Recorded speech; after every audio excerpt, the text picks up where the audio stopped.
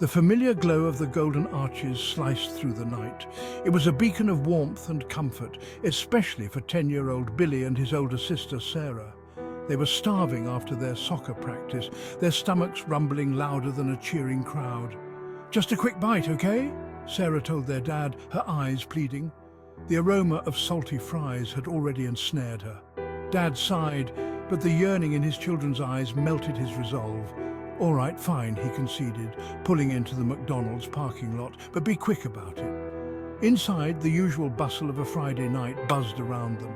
Families huddled over happy meals, teenagers giggled in booths, and the air hummed with the sizzle of frying oil. It was a familiar scene, comforting in its predictability. Billy, however, felt a shiver crawl up his spine. The air, usually thick with the scent of French fries, held a faint metallic tang. He couldn't place it, but it sent a prickle of unease across his skin. They joined the queue and scanned the menu. While Sarah debated between a McChicken and a Big Mac, Billy's gaze drifted towards the corner booth. An old woman sat alone, her back to them. She was hunched over something, her shoulders shaking rhythmically. "She must really love her chicken nuggets," Sarah chuckled, mistaking the woman's movements for enthusiastic munching. But Billy wasn't so sure. The woman's frailty, the way her bony fingers gripped the table edge, sent a fresh wave of unease through him. Their order arrived, and they found a table near the window. As Billy sank his teeth into his cheeseburger, he snuck another glance at the old woman. She was still there, her position unchanged.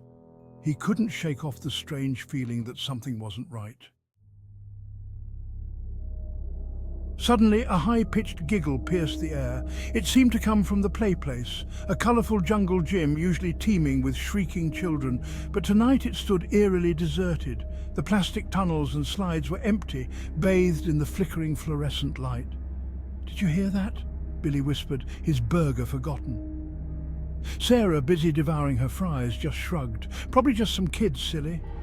But Billy wasn't convinced. The laughter had sounded off, hollow and chilling, like the wind whistling through dry bones. He turned back to the play place just in time to see a shadowy figure dart behind the plastic castle. It was too quick to make out, but it definitely wasn't a child. Fear tightened its grip on Billy's chest. Something was definitely wrong. Section 4, Disappearing Food. He tried to shake off the unease, focusing on his food, but his appetite had vanished. He glanced at Sarah's tray and gasped. Her French fries, a mountain just moments ago, had dwindled to a pitiful pile. "How much did you eat?" he asked, bewildered. Sarah, her cheeks stuffed like a chipmunk, looked up in confusion. "What do you mean? I just got started." She picked at her remaining fries, counting them with a frown. "That's weird. There were way more than this." Billy's heart pounded in his chest. This was too much. First the strange old woman, then the creepy laughter, and now disappearing food? It was like something out of a horror movie. He had to get out of there.